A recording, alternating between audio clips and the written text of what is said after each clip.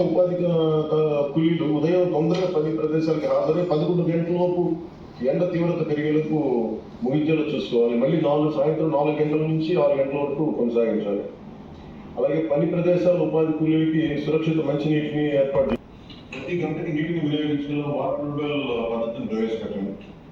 అధిక ఉష్ణోగ్రతల నుండి ఉపాధి కూలీలు రక్షించేందుకు ప్రతి పని ప్రదేశంలో వారికి కొంత షేడ్స్ ఏర్పాటు చేయాలి, షేడ్ నెట్స్ కానీ. అలాగే గ్రామ పంచాయతీ సహకారంతో స్థానికంగా లభించే అండ్ ఇన్కేస్ ఏ పనైనా సరే చిన్నపాటి ఇంజురీస్ అవుతారంటే అందుకని ఒక ఫస్ట్ ఎయిడ్ బాక్స్ ని ఖచ్చితంగా మీరు ఉంచేలా చర్యలు తీసుకోవాలి.